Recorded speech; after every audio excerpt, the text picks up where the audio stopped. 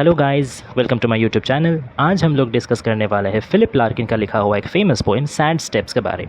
Philip Larkin एक बहुत ही जाने माने मॉडर्न पोएट हैं, ठीक है। उनकी ज़्यादातर जो कविताएं हैं, उनका ज़्यादातर जो कलेक्शंस है that shows us, that reminds us about the world of post world war. Okay, world war का बाद का जो दुनिया है उसका क्या हालत हो गया था। एक जो डिस्ट्रक्शन, एक डिस्पेयर चारों तरफ छाई हुई थी, एक सेल्फ डाउट सबके अंदर काम कर रहा था कि क्या हम लोग से होगा, क्या हम लोगों के अंदर वो विश्वास है सब चीज़ पहले जैसा करने का। एक जो ये लैक ऑफ डाउट है, लैक ऑफ पॉजिटिविटी है, ठीक है, कन्फ्यूजन, डिस्ट्रक्शन, चारों तरफ एक तो नेगेटिविटी जो छा गई थी सोसाइटी में, उसका एक क्लियर रिफ्लेक्शन फिलिप लार्किन अपना पोएम का थ्रू देते हैं, ठीक है।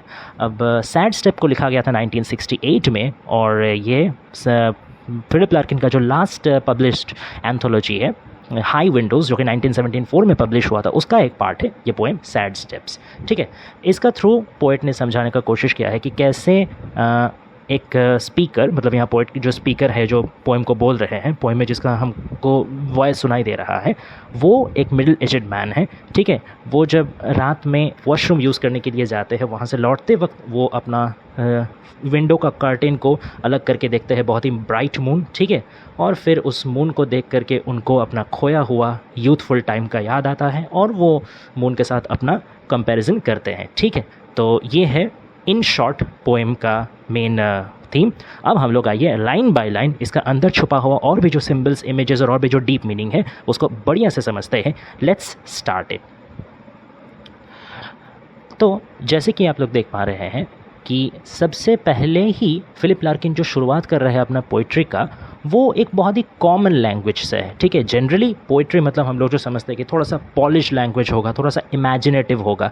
यहाँ लेकिन फिलिप लार्किन ऐसा कोई भी मतलब स्कोप ही हम लोग को नहीं दे रहे हैं। He is directly starting with a very clear, very realistic and very bleak image, okay, और वेरी ब्लीक लैंग्वेज।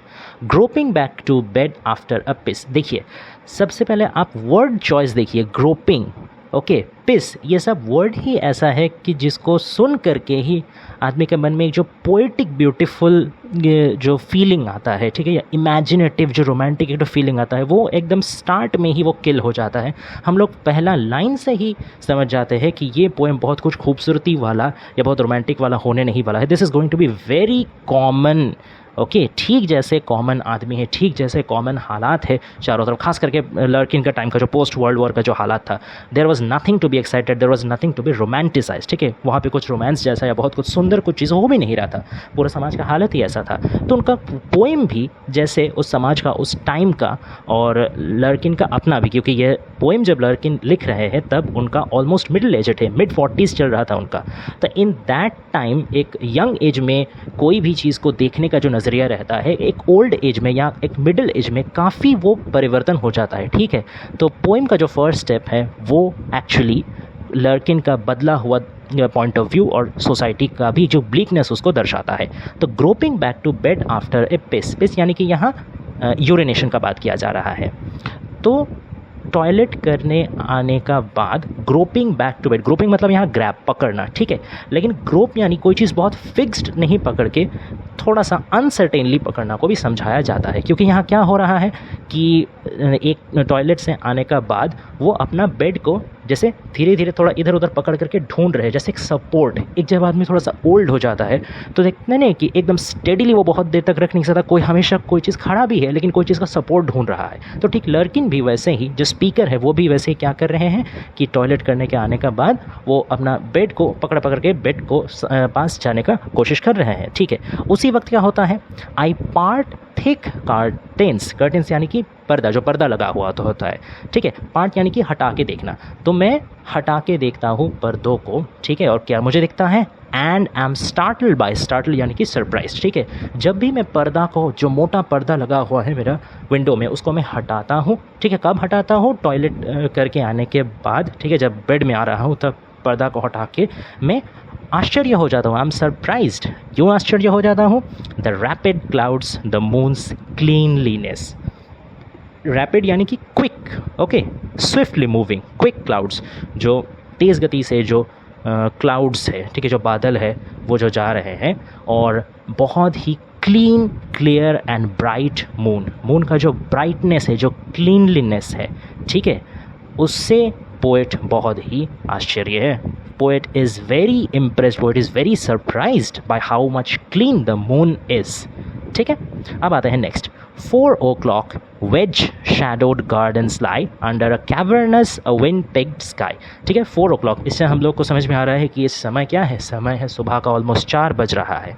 ठीक है, तो इस दौरान अपना स्लीप का बीच में लर्किन जब वॉशरूम यूज़ करने गए थे, स्पीकर जब वॉशरूम यूज़ करने गए थे, उसका बाद वो आ रहे हैं, लगभग सुबह होने को आया है, उस दौरान वो देख रहे हैं ये सारा चीज़ चल रहा है तब।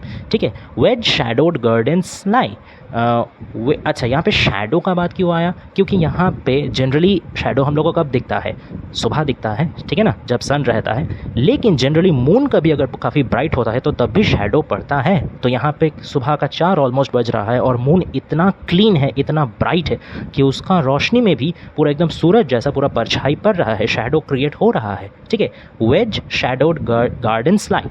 वेज यानी कि आपका ऐसा कोई शेप का वस्तु जो कि हम लोग एज अ पार्ट यूज़ करते हैं, कोई चीज़ को स्टिक करके रखने के लिए। ठीक है, कोई चीज़ को पुट अप एक जगह में अटका के रखने के लिए हम लोग उसको यूज़ करते हैं, वेज। ठीक है, तो वेज शैडोड गार्डन्स लाई। वेज का जो परछाई पड़ रहा है, गार्डन वो है under a cavernous a wind picked sky. Cavernous यानी लाइक अ केव, गुफा जैसा। ठीक है, अ विंड पिक्ड स्काई यानी विंड से पूरा बॉदर्ड। ठीक है, जो हवा चल रही है, ये देखिए, सबसे पहले क्लाउड का बात पहले ही बताया गया है कि rapid clouds are fast moving. क्यों क्लाउड क्यों इतना तेज़ी से दौड़ रहे हैं? क्योंकि हवा चल रही है, इतना तेज़ हवा चल रही है कि एक बार क्लाउड इधर जा रहा है, एक बार क्लाउड उधर जा रहा है। ठीक है, तो पूरा स्काई जैसे एक बहुत ही डिस्टर्ब्ड मूड में है। ठीक है, पूरा आसमान ही जैसे क्लाउड से बहुत डिस्टर्ब है, क्योंकि मतलब कोई स्थिरता नहीं है, कभी हवा चल रहा है तो एक बार क्लाउड उधर जा रहा है, इधर जा रहा है। ठीक है, और कैवर्नस एक गुफा जैसा, पूरा आसमान को जैसा एक अंधेरा गुफा जैसा लग रहा है। Why? Because of the emptiness. Okay, it's looking like a big cave. ठीक है, एक बड़ा गुफा जैसा लग रहा है आसमान, और ऊपर से बीच बीच में बादल इधर उधर मंडरा रहे हैं। There are something laughable about this. अब देखिए स्पीकर क्या कमेंट करते हैं कि लेकिन इसमें काफ़ी हंसने लायक चीज़ है। ठीक है, अब उनको हंसने लायक चीज़ लग क्या रहा है? यहीं जो थोड़ा देर पहले उन्होंने जो डिस्क्रिप्शन दिया, काफ़ी पोएटिक तरीके से डिस्क्रिप्शन दिया कि wedge shadowed gardens lie under a cavernous a wind picked sky. तो ये जो चारों तरफ जो स्काई है, ठीक है, ये एकदम गुफा जैसा लग रहा है, एकदम पोएटिक एक सिमिली यहाँ पे हम लोग को देखने मिलेगी। किसका जैसा? गुफा का जैसा लग रहा है। वो भी कैसा गुफा? जिसमें विंड, हवा इधर उधर उसको एकदम बिछरा दे रहा। ठीक है, एक तरफ क्लाउड्स आ रहा है, फिर मून का शाइनीनेस, ब्राइटनेस, तो सारा चीज़ मिलकर के एक बहुत इमेजिनेटिव, बहुत एक सुंदर दृश्य ऐसा लग रहा है हम लोग को सुन के कि स्पीकर जो डिस्क्राइब कर रहे हैं बहुत ही सुंदर कोई दृश्य है, बहुत ही रोमांटिसाइज्ड कोई दृश्य है। तो वहीं स्पीकर खुद ही थोड़ा उनको लगा कि हालांकि ऐसा कुछ तो है नहीं, हम थोड़ा रोमांटिसाइज्ड वे से डिस्क्राइब कर दिया, लेकिन ये तो सुन के हंसी ही आ रहा है। Because the thing is not very much romantical, thing is not very much beautiful, it's just a normal thing. ठीक है, एटलीस्ट स्पीकर के लिए ये बहुत ही नॉर्मल थिंग है। अभी ये आसमान को देख के, या हवा को देख के, या चांद को देख के उनका मन में रोमांटिक कुछ नहीं आ रहा है। ठीक है, ये भी एक उनका एज को दर्शाता है कि यहीं अगर वो यंग होते तो एक यंग मैन का यहीं सेम दृश्य देखे बहुत कुछ रोमांटिक चीज़ मन में आ सकता है, ब्यूटीफुल चीज़ मन में आ सकता है, लवली आइडियाज़ आ सकता है। But because he is already mid 40, he is already a middle aged man, he is already going towards his old age. ठीक है, तो ये जो ट्रांजिशन उनमें हुआ है स्पीकर में, इसका चलते अभी उनको और ये सब बहुत ब्यूटी, लवलीनेस, ये सब उन पर और उतना अपील नहीं करता। ये चांद उनके लिए एक नॉर्मल दृश्य है। ठीक है, so is not getting so much excited by that. तो इसीलिए वो बोल रहे हैं इसमें काफ़ी हंसी वाला बात है, इसमें उनको कुछ बहुत प्यार भरा, बहुत इमोशनल कुछ दिख नहीं रहा। ठीक है, The way the moon dashes through clouds that blow loosely as cannon smoke to stand apart. The way the moon dashes, dash मतलब कि स्पीड से आगे बढ़ना। ठीक है, तेज़ी से आगे भागना। थ्रू द क्लाउड्स, तो जिस तरीके से जो मून है वो आगे एकदम तेज़ तरार तरीके से भाग रहा है, through the clouds that blow like loosely as cannon smoke. Cannon मतलब तोप।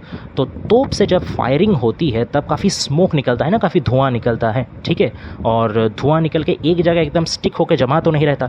ठीक जो मोमेंट में फायरिंग हुआ एकदम अचानक से थोड़ा बर्स्ट ऑफ धुआं निकल गया, फिर धीरे धीरे वो हल्का होके इधर उधर मंडराता रहता है। तो ठीक वैसे ही क्लाउड्स भी वैसा एकदम रिसेंटली फायर्ड हुआ कैनन का धुआं जैसा क्लाउड्स भी इधर उधर मंडरा रहे हैं, ठीक है। और उन क्लाउड्स का बावजूद जो मून का शाइन है, मून का क्लियरनेस है, वो ढक नहीं रहा।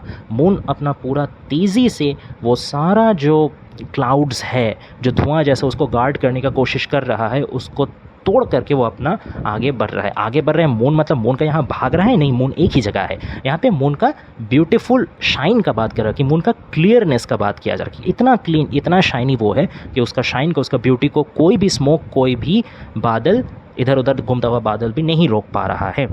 Okay, stone coloured light sharpening the roofs below. Stone coloured light मतलब यहाँ मून का लाइट का बात किया है। स्टोन कलर्ड क्यों? Because the colour of the moon is grey, greyish, तो दैट इज़ वाई यहाँ पे स्टोन का भी कलर ग्रेइश होता है। तो स्टोन का कलर के साथ मून का कलर का यहाँ कंपैरिजन किया गया कि स्टोन कलर्ड लाइट, ठीक है। तो मून लाइट को, मून शाइन को, मून बीम को यहाँ स्टोन कलर्ड लाइट बताया गया है। तो इतना ब्राइट वो मून बीम है, चांद का रोशनी इतना ब्राइट है कि उससे पूरा जो रूफ्स है, ठीक है, जो जितना भी घर है, हाउसेस का जो रूफ्स है, वो भी क्लियरली दिख रहा है। शार्पनिंग, देखिए, light sharpening the roofs below. Sharpening का ऐसे तो मतलब होता है कि तेज़ करना, बट यहाँ शार्पनिंग का मतलब है to make bright, to make clear, ठीक है। मतलब रूफ टॉप्स को भी इतना अंधेरे में भी वो एकदम शार्पली दिखा रहा है, एकदम क्लियरली दिखा रहा है। कौन? मून का क्लियर लाइट, ठीक है, stone coloured light. High and preposterous and separate. Okay, ये सारा जो एडजेक्टिव्स यूज़ किया गया है, या हाई, प्रिपोस्टरस, सेपरेट, ये सारा चीज़ यूज़ किया गया है मून के लिए, ठीक है। तो हाई क्यों? जाहिर सा बात है क्योंकि वो हाई इन द स्काई है, उसका पोजीशन काफ़ी ऊपर है, दैट्स वाई। प्रिपोस्टरस, प्रिपोस्टरस यानी कि क्वाइट इंडिविजुअलिस्टिक, ठीक है, मतलब बाकियों का जैसा नहीं, ठीक है, थोड़ा इंडिविजुअलिस्टिक, अपना जैसा, थोड़ा सबसे अलग, ठीक है, अपना थोड़ा हटके चलने वाला। This kind of thing is called preposterous, ठीक है, जो that doesn't fall commonly in the line, जो हर समय रूल फॉलो करके नहीं चलता, अपना हिसाब से अपना ही चलता है, ऐसा किस्म का।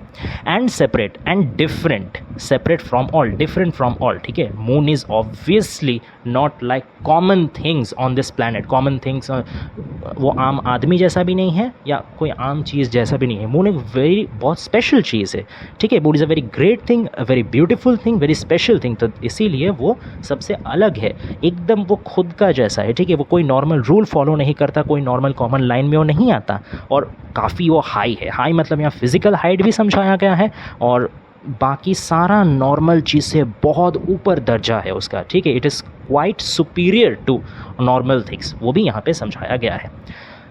Lozenges of love, medallion of art, O wolves of memory, immensements no. अब देखिए, अब इसमें थोड़ा सा चेंज आपको दिखेगा कि अब तक जो लैंग्वेज यूज़ वो हो रहा था, या अब तक जो इंटेंशन था, अब तक जो स्पीकर था, उनका जो स्टेट ऑफ माइंड था, वो काफ़ी रियलिस्टिक था, काफ़ी एकदम नॉर्मल सा था, काफ़ी ऑर्डिनरी था। मून को देख के वो बहुत कुछ एक्साइटेड भी नहीं हुए थे, बहुत कुछ इमोशनल भी नहीं हुए थे, बहुत कुछ ब्यूटी वाला भी उनको फील नहीं आ रहा था, एकदम नॉर्मल जैसे वो डिस्क्राइब कर रहे थे। लेकिन अचानक से देखिए, बहुत ही एग्जेजरेटिव वे में वो मून को डिस्क्राइब कर रहे हैं, बहुत ब्यूटीफुल फ्रेज, एकदम टिपिकल रोमांटिसाइज्ड फ्रेज का वो यूज़ कर रहे हैं। And this is quite against his nature, this is quite against his attitude. अब तक वो जो स्पीकर जो एटीट्यूड लेके चल रहे थे, अब तक स्पीकर जो अपना quite ground down to earth mentality लेके चल रहे थे, ये लेकिन उसका थोड़ा सा विपरीत है, ठीक है। तो ऐसा लग रहा है कि थोड़ा देर के लिए वो अपना यूथ का टाइम पे लौट के गए हैं। कौन? जो स्पीकर, अभी जो मिडिल एजेड स्पीकर है, वो थोड़ा देर के लिए अपना यूथ का टाइम पे, अपना यूथ वाला मेंटालिटी में लौट के गए हैं। और मून को देख करके, ठीक है, एक यंग इंसान को जैसा फील होता है, जैसे वो भावुक हो जाता है, जैसे उसका ब्यूटी उसको ग्रैस्प लेता है, हम लोग का स्पीकर को भी थोड़ा देर के लिए वही हो गया है। और देखिए क्या सब वो बोल रहे हैं, और आप एक्सक्लेमेशन मार्क का यूज़ ख्याल कीजिए। Lozenges of love, then exclamation mark, medallion of art, then exclamation mark, O wolves of memory, उसका बाद भी एक्सक्लेमेशन मार्क, यहाँ तक कि इमेंसमेंट्स, इसका बाद भी एक्सक्लेमेशन मार्क, ठीक है। मतलब हर चीज़ का बाद उनका जो एक एक्सक्लेमेशन है, एक स्ट्रॉन्ग इमोशंस है, वो फूट के बाहर आ रहा है, ठीक है, एक यंग इंसान जैसा। So it is like he is revisiting his time of youth. Okay, lozenges of love मतलब, अच्छा लॉजेंस यानी एक डायमंड लाइक शेप का बात किया जा रहा है, ठीक है।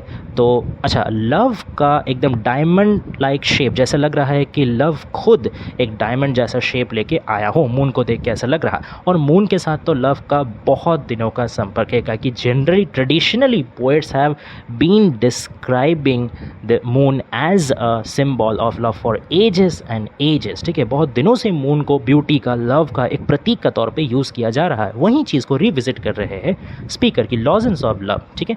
मेडालियन ऑफ आर्ट, यहाँ मून को एक आर्ट वर्क जैसा तुलना किया जा रहा है। मेडालियन यानी एक केस आप बोल सकते हैं, ठीक है, कंटेनर, मतलब एक चीज़ जहाँ पे कोई बहुत सुंदर आर्ट वर्क को रखा जाता है, ठीक है। एक टैबलेट आप कह सकते हैं, या एक छोटा सा जगह जहाँ पे बहुत चीज़ को, आर्ट वर्क को सजा के रखा जा सकता है। तो मून भी एक बहुत ही संभाल के सजा के रखने वाला डेकोरेटेड पीस ऑफ आर्ट से कम नहीं है। Moon is so beautiful, moon is so great, moon is so charming कि it is obviously one of the best works of art. तो इसको भी संभाल के सजा करके रखा जाने वाला आर्ट वर्क जैसे ही है। ओ वुल्व्स ऑफ मेमोरी, देखिए यहाँ पे वुल्व्स का बात क्यों किया गया, क्योंकि हम लोग जानते हैं कि फुल मून नाइट के साथ वेयरवुल्व्स, इसका एक मिथिकल रिलेशनशिप है, ठीक है। जब भी फुल मून नाइट आता है तब भी जो वेयरवुल्व्स है उनका निकलने का समय होता है, due obviously according to myths और अकॉर्डिंग टू पॉपुलर बिलीव्स। तो इसका भी एक मतलब रिलेशन आप समझ सकते हैं, वुल्व्स ऑफ मेमोरी। और यहाँ पे मेमोरी शब्द का भी क्यों प्रयोग किया गया, because moon is there long before even the existence of memory.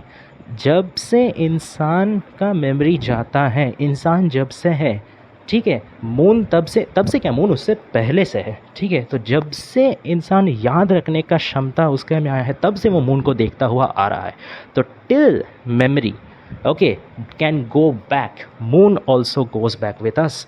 तो मून यहाँ पे जैसे वुल्व्स ऑफ मेमोरी, ठीक है, हम लोग का एकदम याद रखने का, हम लोग का मेमोरी का एक दास्तां बयां कर रहा है यहाँ मून, ठीक है। इमेंसमेंट यानी यहाँ ग्रेटनेस, ठीक है, कितना विशालता, ओके, कितना महानता, द नोबिलिटी और द ग्रेटनेस और द ब्यूटीफुल, ठीक है, कितना ब्यूटी है, कितना मेजेस्टिक है, कितना रॉयल है।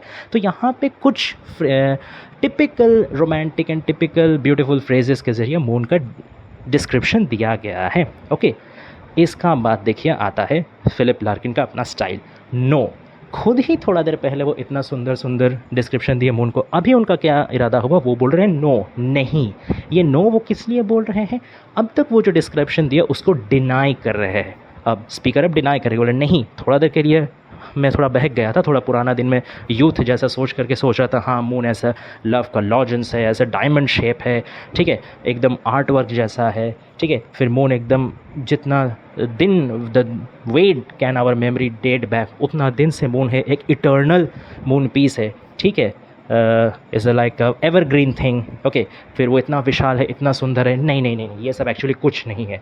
इतना भी ज़्यादा बढ़ा चढ़ा कर बोलने का मतलब नहीं होता है। मून को देख करके मेरे अंदर ये सब फीलिंग्स लेकिन नहीं आता है, भले ही थोड़ा देर के लिए मैं बहक गया था, but actually moon now represent something different from me. अभी मून मेरे लिए कुछ और मायने रखता है, अभी मून को देख करके हमको कुछ और ख्याल आता है, ना ही कि ये सब रोमांटिसाइज्ड ख्याल, ठीक है। तो तब क्या ख्याल आता है अभी स्पीकर को, चलिए देखते हैं आगे का स्टैंजा में। वन शिवर्स स्लाइटली, ठीक है, शिवर मतलब होता है कांपना, ठीक है, स्लाइटली मतलब लिटिल, थोड़ा सा। तो अब स्पीकर का क्या रिस्पॉन्स है मून को देख के कि अब वो थोड़ा सा कांप जाते हैं। क्यों कांप जाते हैं, in the awe of the moon, okay, in the respect of the moon. Moon का ये जो विशालता है, मून का जो इतना सुपीरियर क्वालिटी है, वो देख कर के the speaker is now frightened, थोड़ा सा उनमें डर आता है, थोड़ा सा उनमें एनवी आता है, थोड़ा सा उसमें जेलसी आता है कि उनका पास जो चीज़ नहीं है, मून का पास अभी वो सारा चीज़ है। Each and every quality that the speaker doesn't possess now, everything is possessed by the moon, ठीक है। जैसे ब्यूटी हो गया, जैसे यूथफुलनेस हो गया, जैसे लव हो गया, रोमांटिकनेस हो गया, जितना ग्रेटनेस हो गया, ठीक है, जितना भी चीज़ आप बताइए सारा चीज़ मून में है, लेकिन स्पीकर में नहीं है। इसलिए उसको देख करके स्पीकर थोड़ा काँप जाते हैं, थोड़ा सा उनको डर लगता है, थोड़ा सा उनको एनवी लगता है, थोड़ा सा वो ऑ में आ जाता है कि ये कितना विशाल चीज़ है मून। ठीक है, इसके आगे हम क्या है, कुछ नहीं, हम nothing in comparison to this. Okay, अब देखते हैं लुकिंग अप देयर, मतलब ऊपर वैसे देख करके थोड़ा सा काँप के उठते हैं हम। ठीक है, the hardness and the brightness and the plain far reaching singleness of that wide stare। अब देखिए, अब आप कंपेयर कीजिए थोड़ा देर पहले जो सब एडजेक्टिव्स जो सब डिस्क्रिप्टिव वर्ड्स यूज़ किया गया मून के लिए यही सेम स्पीकर द्वारा, और अभी जो सब वर्ड्स यूज़ किया जा रहा है, दोनों में आप खुद सोच के देखिए स्पीकर का जो कैरेक्टर, जो एटीट्यूड हम लोग देखते आ रहे हैं from the very beginning of the poem, तो कौन डिस्क्रिप्शन स्पीकर का ज़्यादा क्लोज है, स्पीकर का ज़्यादा जेन्युइन है? क्या lozenges of love, medallion of earth, ये सब रोमांटिसाइज्ड डिस्क्रिप्शन स्पीकर से ज़्यादा जुड़ा हो, ऑथेंटिक लगता है, या हार्ड, ब्राइट, जेन्युइन, शिवरिंग, ये सब ज़्यादा ऑथेंटिक लगता है? डेफिनेटली अभी रिसेंटली जो हम लोग देख रहे हैं हार्डनेस, ब्राइटनेस, यही सब जो शिवर एट स्लाइटली, यही चीज़ स्पीकर का सचमुच अभी से जुड़ा हुआ है। अभी मून को देख करके स्पीकर का यही रिस्पॉन्स आता है। और क्यों आता है? क्योंकि उनको अभी मून रिमाइंड कराता है उनका कमियों के बारे में। ठीक है, the weaknesses of him, now the moon reminds of the weakness of him, now the moon reminds the mortality of him. ठीक है, अब वो ऑलरेडी अपने ज़िंदगी का आधा पार कर चुके हैं। Now he has come to the evening of his life, now he is going to enter the old age, he is now coming closer and closer to death. वो अपने मृत्यु का, वो अपने ज़िंदगी के अंत का धीरे धीरे करीब आ रहे हैं। जो उनका ज़िंदगी का गोल्डन पीरियड था, जो यूथ था, जब वो खुद भी मून का जैसे क्वालिटी पोजेस करते थे, जब वो खुद भी ब्यूटीफुल थे, खुद भी एनर्जेटिक थे, खुद भी ग्रेट थे, ठीक है, खुद भी रोमांटिक थे, वो जो सब क्वालिटी उनमें था, अभी वो धीरे धीरे जा रहा है क्या, वो ऑलरेडी चला गया है और अब वो अपना डेथ कतरा पा रहे हैं। Now he has cross the prime of his life, now he is going to wane, धीरे धीरे अब उनका डिक्लाइन हो रहा है। ठीक है, इसीलिए the hardness and the brightness and the plain far reaching singleness. तो जो मून जो हार्ड है, मून को देख करके उनको हार्डनेस का बात याद आता है। Obviously moon looks like very solid thing, तो एक सॉलिडारिटी या हार्डनेस तो दिखेगा ही। Brightness, moon is definitely bright, moon का जो ब्राइटनेस है वो कभी ना कम होने जैसा ब्राइटनेस, ऐसा ब्राइटनेस जो क्लाउड भी ढक नहीं पाता है। थोड़ा देर पहले स्टैंजा में ही हम लोग डिस्कस किए हैं कि कैनन स्मोक जैसा क्लाउड भी वो मून का क्लियरनेस को ढक नहीं पा रहा, इतना वो ब्राइट है। एंड द प्लेन मतलब यहाँ normal, ordinary, far reaching singleness of that wide stare. Singleness यानी कि यहाँ यूनिकनेस, ठीक है, बहुत ही नायाब चीज़, ठीक है, जो किसी और के पास नहीं है लेकिन एकमात्र मून के पास है। ठीक है, दैट वाइड स्टेयर, वो एकदम बहुत ही गहरी जो नज़र, स्टेयर यानी कि गेज़, ठीक है, लुक। ठीक है, तो मून का जो वो नज़र है, मून का वो जो स्टेयर है, जो बहुत गहरी नज़र है, ठीक है, जो सबसे परे जाता है। एक इंसान जितना दूर देख सकता है उससे कहीं गुना ज़्यादा गहरा और वाइड स्प्रेड है किसका स्टेयर? मून किसको देख सकता है? मून पूरा अर्थ को देख सकता है। ठीक है, यहाँ पे एक चीज़ और भी समझने का बात है, यहाँ पे सिर्फ स्पेशियल डायमेंशन का बात नहीं किया जा रहा है, यहाँ पे टेम्पोरल डायमेंशन का भी बात किया जा रहा है। बिकॉज मून सिर्फ ज़्यादा जगह देख सकता है ऐसा बात नहीं है, मून काफ़ी टाइम से भी देख सकता।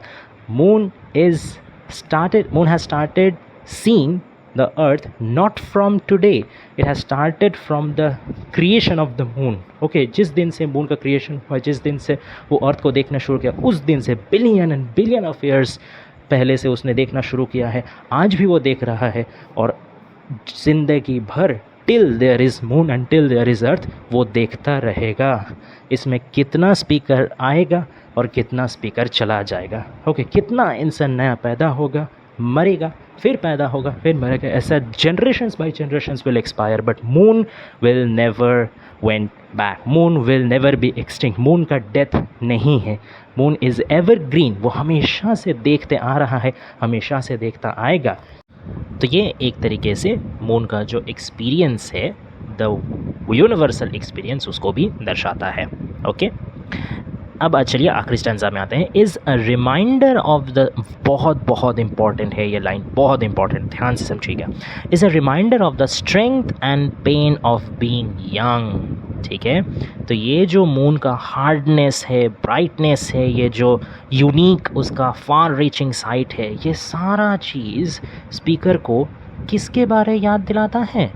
Is a reminder of the strength and pain of being young. यानी कि ये रिमाइंडर है, ये याद दिलाता है स्ट्रेंथ एंड पेन, शक्ति, पावर और दर्द, दोनों ही। एक चीज़ का शक्ति के बारे, एक चीज़ का पॉजिटिव चीज़ के बारे भी याद दिलाता है, और एक चीज़ का नेगेटिव या एक चीज़ का पेन, दर्द के बारे भी याद दिलाता है। कौन सा ऐसा चीज़ है जिसका शक्ति भी है और जिसका दर्द भी है और दोनों का याद दिलाता है मून? वो चीज़ है यूथ। देखिए लिखा भी है, ऑफ बीइंग यंग, यंग होने का, जवान होने का जो दर्द है और जो स्ट्रेंथ है, जो ताकत है और जो दर्द है जवानी का, जवान होने का, वो दोनों का ही रिमाइंडर कौन है? मून का ये हार्डनेस, ब्राइटनेस और फार रिचडनेस। ठीक है, that it can't come again, क्योंकि वो दोबारा लौट के नहीं आ सकता। कौन दोबारा लौट के नहीं आ सकता? जवानी दोबारा लौट के नहीं आ सकता। Once youth is gone, it's gone for ever. ठीक है, एक बार जब यूथ चल जाता है, टाइम चल जाता है, it never comes back no matter what ever you do. ठीक है, किसी के लिए भी टाइम रुकता नहीं है। सिमिलरली यूथ भी किसी के लिए नहीं रुकता है। The poet, the speaker Philip Larkin भी अपना यूथ खो चुके हैं। ठीक है, चांद को देख करके उनको वो याद आ रहा है कि भले ही चांद इतना ब्यूटीफुल हो, भले ही चांद इतना प्यारा हो, ठीक है, लव का रिमाइंडर हो, जो थोड़ा देर पहले ही उन्होंने इमोशनली थोड़ा अपना यूथ में विजिट बैक किया था। ठीक है, lozenges of love, medallion of art, ठीक है, फिर wolves of memory, immensements, ये जो सब इतना सुंदर सुंदर प्यारा प्यारा शब्द प्रयोग किया उन्होंने, वो एक momentary revisit of his young age था। ठीक है, थोड़ा देर के लिए वो अपने यंग एज में, यूथ में लौट के गए थे और इमोशनली वो फिर से एक्टिवेटेड हो गए थे। लेकिन ठीक थोड़ा देर बाद he is brought back to reality by home, by the moon itself. वही मून जो थोड़ा देर पहले उनको यूथ में लेके गया था, वही सेम मून उनको थोड़ा देर बाद अपना प्रेजेंट मिडिल एज में ला के फेंका। Has presented him the harsh reality of life. ठीक है, और ये भी उनको समझा दिया है कि नहीं, तुम्हारा यूथ जो एक बार चल गया है वो दोबारा और लौट के नहीं आएगा। You will never ever get back that youth age, that young age, but is for others undiminished somewhere. लेकिन भले ही तुम्हारे लिए कभी नहीं आएगा, तुम्हारे लिए चल गया है, लेकिन कहीं और, किसी और के लिए ये आज भी इंटैक्ट है, आज भी उतना ही संपूर्ण है। अनडिमिनिश्ड यानी नॉट डिक्रीज, डिमिनिश्ड यानी कम हो जाना, ठीक है, डिमिनिश्ड, डिक्रीज्ड हो जाना, ठीक है। तो अनडिमिनिश्ड यानी जो डिक्रीज नहीं हुआ है, अभी भी अपना फुल फ्लेजेड में है, अभी भी अपना कंप्लीटनेस में है, अभी भी अपना 100% पावर में है। ठीक है, तो भले ही अभी स्पीकर खुद मिडिल एजड के हो गए हैं, भले ही स्पीकर का यूथ चला गया है, लेकिन कोई ना कोई जगह, कोई ना कोई आदमी हमेशा जवान रहता है। Because world is a very big place, okay, here always somebody is taking birth, always somebody is leaving their life at the same time। नया नया बहुत सारा प्राण का क्रिएशन भी हो रहा और बहुत सारा ज़िंदगी ख़त्म भी हो रहा है यहीं दुनिया में, यहीं अर्थ में, सेम टाइम में। ठीक है, तो मून जो है वो जो अभी यंग है उसका लिए मून लॉजेंस ऑफ लव है, उसका लिए मून मेडालियन ऑफ आर्ट है, बट पोइट का जैसा मिडिल एजेड स्पीकर के लिए मून जस्ट एक रिमाइंडर है। किसका? Strength and pain of that youth. जवानी का जो दर्द है, जवानी का जो ताकत है, दोनों का ही रिमाइंडर है। अब एक और चीज़ आप लोगों को जानना बहुत ज़रूरी है, क्योंकि ये सैड स्टेप पोएम जो है, ठीक है, इसका टाइटल भी बहुत एक इम्पॉर्टेंट रोल प्ले करता है पूरा पोएम में। क्यों, मैं आपको बताता हूँ। Actually Philip Larkin was inspired by Philip Sidney's one of the sonnets. ठीक है, अगर प्रिसाइसली बोलूँ तो उनका फिलिप सिडनी का जो बहुत फेमस सॉनेट सीक्वेंस है एस्ट्रोफिलन स्टेला, उसका जो 31st सॉनेट है, ठीक है, वो भी एक्चुअली मून से ही रिलेटेड है। हालांकि दोनों का टॉपिक टोटली डिफरेंट है। ठीक है, तो शुरू ही होता है ऐसे कि with how sad steps O moon thou climbs the sky. ठीक है, तो उसमें फिलिप सिडनी अपना उस 31st सॉनेट में ये मून को अपना एक दोस्त जैसा, अपना एक कॉन्फिडेंट जैसा ट्रीट करते हैं और उनसे राय, उनसे मशवरा लेते हैं प्यार के बारे। ठीक है, about women, about love, okay, about how to conquer a women's love, इस बारे वो बातचीत करते हैं मून से, ठीक है। अब ये भी एक सोचने का विषय है कि जब फिलिप सिडनी ने ये पोएम लिखा था, या 31st सोनेट, या कह लीजिए पूरा ही sonnet sequence Astrophel and Stella लिखा था, तो तब he was young, okay. And ये सोनेट सीक्वेंस उन्होंने क्यों लिखा था? पेनिलोपी रीच के लिए लिखा था, ठीक है, जिसके साथ उनका मैरिज नहीं हो सका, बट जिसको वो प्यार करते थे, फिलिप सिडनी। तो एक तरीके से ये जो पूरा सोनेट सीक्वेंस है, this is a kind of symbol of unrequited love, ठीक है, एक फुलफिल ना हो पाया ऐसा प्यार, ठीक है, एक जवानी का, यूथ का जो एक प्यार, एक स्ट्रेंथ भी है और एक दर्द भी है, ठीक है, क्योंकि वो फुलफिल नहीं हो पाया। तो उसको सिंबलाइज करता है सैड स्टेप्स, जो पोएम, एक्चुअली सैड स्टेप्स तो उसका फिलिप सिडनी का सोनेट का नाम नहीं था। एक्चुअली सोनेट का कोई नाम अलग से टाइटल जनरल नहीं होता है, जो फर्स्ट लाइन होता है ना, उसी को जनरली हम लोग सोनेट का टाइटल मान लेते हैं। तो उन्होंने, फिलिप सिडनी ने जो सैड स्टेप्स के बारे में बात किया था, वो आदमी का सैड स्टेप नहीं था, वो इंसान का दुखी कदम नहीं था, वो चांद का दुखी कदम था, ठीक है। इन his poem, Sydney tried to describe sad steps in a allegorical manner, in a symbolic manner, ठीक है। वहाँ पे वो जो सैड स्टेप है उसको काफ़ी एलिवेटेड तरीके से वो पेश करते हैं, क्योंकि वो मून से रिलेटेड है। That is quite romantic, that is quite poetic. लेकिन यहाँ फिलिप लार्किन जो सैड स्टेप को पेश कर रहे हैं, वो बिल्कुल भी पोएटिक नहीं है, वो बिल्कुल भी सिंबॉलिक नहीं है। That is way too common, that is way too real. तो हर स्टेप में ही आपको फिलिप सिडनी का वो जो सोनेट नंबर 31 का इमोशन और जो स्टेट ऑफ माइंड है, उससे कंप्लीट कंट्रास्ट आपको दिखेगा फिलिप लार्किन का सैड स्टेप्स पोएम में। तो हालांकि दोनों का कंटेंट एक तरह से सेम है मतलब मून, दोनों ने ही मून का यूज़ किया है, लेकिन जिस तरीके से दोनों का देखने का नज़रिया है, इवन टाइटल भी बहुत किस्म से सेम है, क्योंकि उनका भी फर्स्ट लाइन में सैड स्टेप्स था, इनका भी फर्स्ट लाइन में वही सैड स्टेप्स हैं। तो टाइटल सेम है, जो जिसका ऊपर बेस करके लिखा हुआ है मून, वो भी सेम है, लेकिन नज़रिया पूरा अलग है। क्यों? क्योंकि तो वो लव इन, जब वो लिख रहे थे फिलिप सिडनी, तब वो इन लव थे, यूथ में थे, तो उनका पास यूथ भी था, उनका पास लव भी था। बट फिलिप लार्किन के पास ना तो यूथ है ना तो लव है, इसीलिए ये कंट्रास्ट बहुत ज़्यादा दिखता है, ठीक है। ये आप स्पेसिफिक लाइंस में थोड़ा और ज़्यादा समझ सकिएगा। जैसे अगर हम लोग देखें हाई एंड प्रिपोस्टरस एंड सेपरेट, तो हाई, प्रिपोस्टरस, सेपरेट, ये सिर्फ मून का क्वालिटी नहीं है, ये एक यंग एज का भी क्वालिटी है। जब आदमी यूथ में रहता है तब वो काफ़ी खुद को हाई समझता है, high in energy, high in mentality, high in confidence, ठीक है। प्रिपोस्टरस, सेपरेट, वो खुद को सारा पूरा दुनिया से अलग समझता है। अलग मतलब ऐसा नहीं कि जुदा हुआ, कि मतलब बिछड़ा हुआ, अलग in the sense I am very special. Every young man और every young woman thinks him और her to be very special, very lively, very energetic, okay. और प्रिपोस्टरस यानी कोई अपने हिसाब से चलेंगे, सारा रूल तोड़ेंगे, वो एनर्जी, वो भूख रहता है, वो आग एक रहता है अपना अंदर। लेकिन फिलिप लार्किन के अंदर अभी ये कुछ नहीं बचा। लेकिन ये सारा किसके अंदर बचा है? मून के अंदर बचा है। इसीलिए ही वो मून को जेलसी, मून को देख कर के उनको एनवी हो रहा है, जेलसी हो रहा, ठीक है, उनको डर लग रहा, वो काँप रहे हैं मून को देख के। क्यों? क्योंकि उनका पास जो जो क्वालिटीज़ नहीं है, सारा क्वालिटी मून अपना पास रखा है, और मून को वो छू भी नहीं पा रहे हैं, उनका क्वालिटी तक, मून का क्वालिटी तक वो पहुंच भी नहीं पा रहे हैं, और मून ये क्वालिटी जन्मों जन्म तक एकदम पकड़ के रख रहा है, ठीक है। फिर अगर हम लोग ये हार्डनेस वाला लाइन देखें कि one shivers slightly looking up there, the hardness and the brightness and the plain far reaching singleness.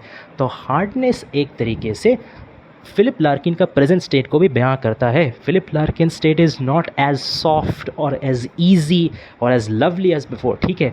अभी वो मिडिल एज में हैं, उन्होंने लाइफ का क्राइसिस पार किया है। Now he is way more wiser, now he is way more experience. अभी उनका एक्सपीरियंस ज़्यादा है, अभी उनका नॉलेज ज़्यादा है, ठीक है। अभी वो पहले से काफ़ी ज़्यादा मेच्योर्ड है।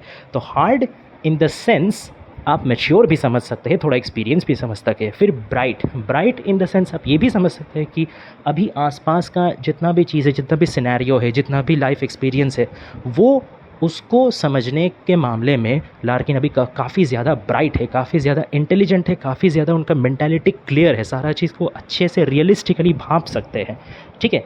और singleness of that wide stare, moon जैसे जन्मों जन्मांतर तक सबको देख रहा है, ठीक है, सारा जगह को देख रहा है, पास्ट प्रेजेंट फ्यूचर सब वो देखते आ रहा है। ठीक वैसे ही फिलिप लार्किन भी, लेकिन अभी थोड़ा उनका एक्सपीरियंस बड़ा है, लाइफ को देखने का उनका नज़रिया थोड़ा पहले से भी ज़्यादा और गहरा हुआ है। तो इस तरीके से पूरा पोएम का थ्रू एक हम लोग सोच सकते हैं कि दोनों कंप्लीट डिफरेंट जॉनरा का, दोनों कंप्लीट डिफरेंट पोइट्री स्टाइल का और दोनों कंप्लीट डिफरेंट एज का तुलना यहाँ एक ही पोएम में चला है। एक तो मून का साथ पोएट का खुद का तुलना, स्पीकर का खुद का तुलना, एक ओल्ड एज का साथ स्पीकर का ही जो ओल्ड एज है, स्पीकर का जो मिडिल एज है उसका साथ स्पीकर का यूथ का तुलना, ठीक है। और फिर फिलिप सिडनी का जो टाइम था, फिलिप सिडनी का जो रोमांटिक स्टाइल था पोइट्री का, उसका साथ फिलिप लार्किन का मॉडर्निस्ट पोइट्री स्टाइल और उनका सोसाइटल समय का भी फ़र्क होना। तो ये सारा चीज़ हम लोग सैड स्टेप का थ्रू समझ सकते हैं। ओके, तो ये था पूरा पोएम। आशा करते हैं पोएम आपको अच्छे से समझ में आया होगा। अगर कोई भी चीज़ समझ में नहीं आया या कोई चीज़ के बारे में आपको ज़्यादा जानकारी चाहिए तो प्लीज़ कमेंट में बताइएगा, पूरा आपका क्वेरी रिजॉल्व किया जाएगा। और अगर वीडियो अच्छा लगा तो please like, share and subscribe. Stay tuned, more videos are coming up. Thank you.